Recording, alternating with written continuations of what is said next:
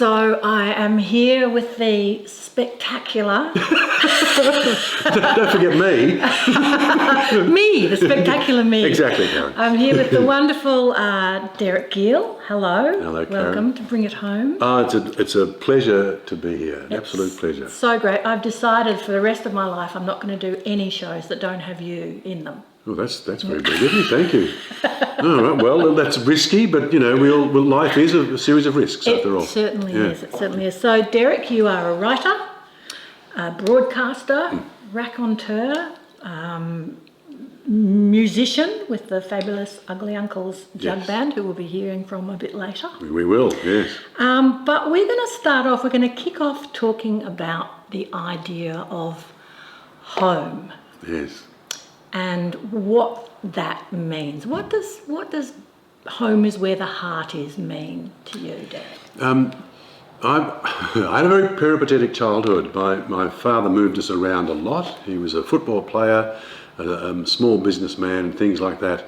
And as a consequence, for my childhood, I didn't live in one place for more than 10 years, in any particular one place. And I've kept that going as a tradition.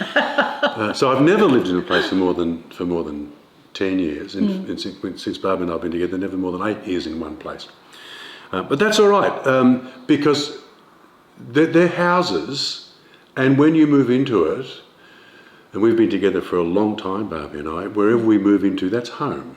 Because it's not because of the building, not because of where the building is, but because of who we are. Now we're just going to chat a little bit about music, because in a minute we're going to sample the glorious Ugly Uncles. Is it Jug Band? Ugly Uncles? It's alt jug. Alt jug. Yes. Is there any jugs in it? No. Ah, good. That's the alt Not to bit. put too fine a point on it. No, there are no jugs. So there's alternatives to a jug. Yes. Yeah. Excellent. Some would say my voice, but anyway. So what sort of a role has music played in your life? What's the significance of music for you? So I grew up in a musical household. My aunt, Violet, who was an elocution teacher, was a mezzo-soprano who was taught by Nellie Melba. Wow. She taught her younger sister, how to sing. And between the wars, this is going back a long way, between the wars, they were sought after sopranos for musical theatre, suburban amateur productions and performances. And so there was always music on at home in the background. My father could sing, he was a good singer. He had a love of fine music, of opera, so there was always something like that playing. He also had an ear for comedy songs of the time, in the 50s. So there was that always in the background. And so it was a natural thing for me to listen to music and to find out what I could. I remember having a discussion with Dad one day about the Loved Ones song, The Loved One. And he said, it's not a real song because it doesn't rhyme. Oh. And I wasn't smart enough at that stage to say most opera doesn't either. Ah, yes. Yes. But I learnt later, I found out. But no, so music's always been there, and it was a part of my childhood that music would be always a part of who I was. Yeah, and it does imprint from a very early age, doesn't it? I remember when my daughter was a little baby, and I was sitting there doing lullabies, and suddenly these lullabies were coming out, Tooralura, and all these things that I hadn't heard, thought about, or sung since I was a baby. Yeah. And because I was there with the baby, suddenly all these old songs just came out. They're right in there in the memory, aren't they? Well, they're deep in the memory. In fact, the science of it is to do with the fact that music is more basic than pretty well anything else in your brain. In what way? Just from sound when we were monkeys? Sound from when that forms of communication. Yeah. Music precedes language. Language comes from the music. Right, of course. Because, the cooing and the ahhing and the ahhing, all the different things we do to express emotion. Yes. All of those things are musical. And so language comes out as an expression of music. So that's, there's wonderful stories of people who have reached a stage in their lives when their mental functions are depleted almost completely, but music can bring them awake in a sense. Music stays. Yeah, it's funny because my mother suffered with dementia, and when she stopped being able to speak, and I would try and ring her up because she was in South Australia, I'd ring her up and I'd talk and I'd ask her questions and make all those sort of mistakes. Yeah. There'd be nothing coming back. And eventually I found if I just sang, Yellow Submarine was her favourite. If Good I just song. sang, we all live, eventually there'd be this little voice coming through, Yellow Submarine. Yes. And that was still there. The song was still there, but when language had gone. Yeah. So it's, yeah, I get what you're saying. It's Yeah. right deep inside, isn't it? It's deep and beautiful. Yeah. Yeah, yeah. All right, well, speaking of deep and beautiful, I think it might be time to set up and record some of the fantastic ugly uncles. I don't think those adjectives have ever been used with the ugly apples before. I'll keep them though. Deep and beautiful. Deep and beautiful. Thank you so much, Derek Gill. Thanks, Karen.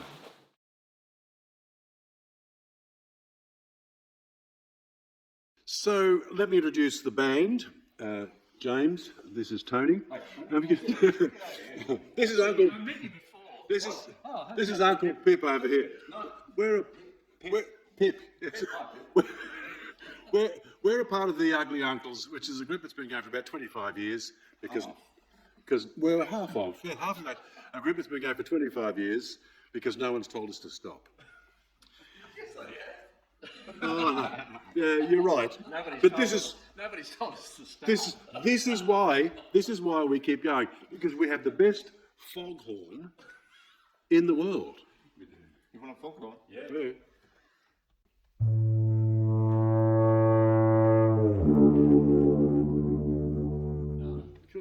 Call that a foghorn? That's a mist horn.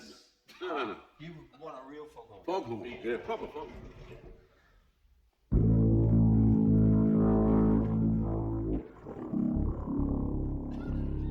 Well, it was midnight on the sea. The band was playing near my God to thee. Well, the ferry, Titanic, fare thee well. Said it was midnight on the sea. The band was playing near my God to thee. Well, the ferry, Titanic, fare thee well. When Titanic got her load, the captain hauled and we should all get on board. Well, the ferry, Titanic, fare thee well. When Titanic got her load, the captain hauled and we should all get on board. Well, the ferry, Titanic, fare thee well. Jack Johnson tried to climb up on board. The captain yelled out, we didn't order, no call. Ferry, Titanic, fare thee well. When old Jack Johnson tried to climb up on board, the captain yelled out, we ain't hauling, no call. Ferry, Titanic, fare thee well.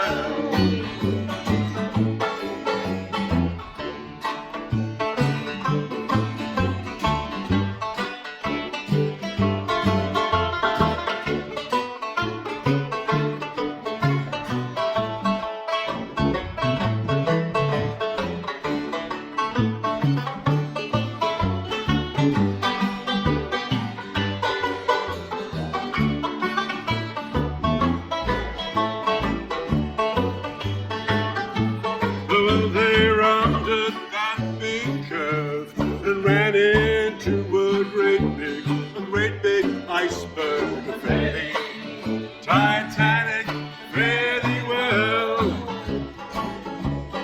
Said they rounded that Newfoundland curve and ran into a great big iceberg. Ferry, Titanic, fare thee well.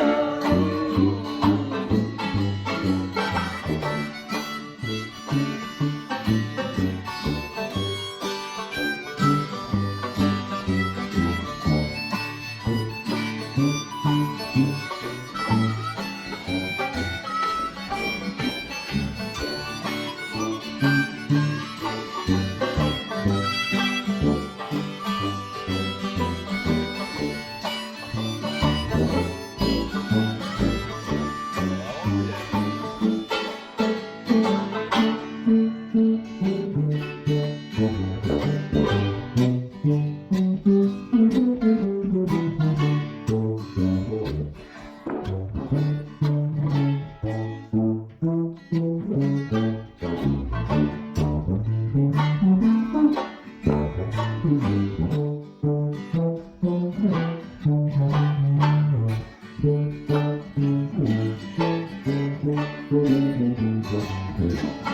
when Jack heard about that shock, could have seen a man do the eagle, the old eagle rock.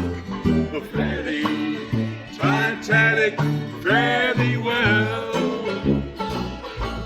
When Jack heard about that shock, could have seen a man do the eagle, the old eagle rock. The fairly Titanic, fairly well.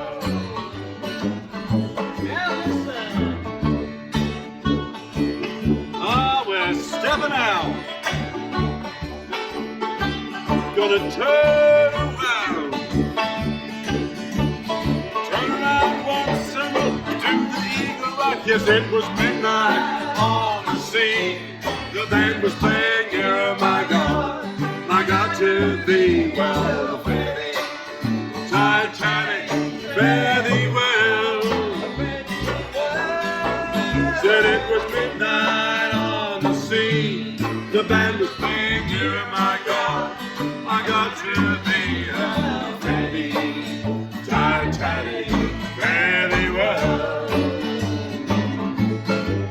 Yes, it was midnight on the sea. The band was playing nearer, my God, to thee. Well, fairly Titanic, fairly well. Yes, it was midnight on the sea. The band was playing nearer, my God, to thee. Well, fairly Titanic, fairly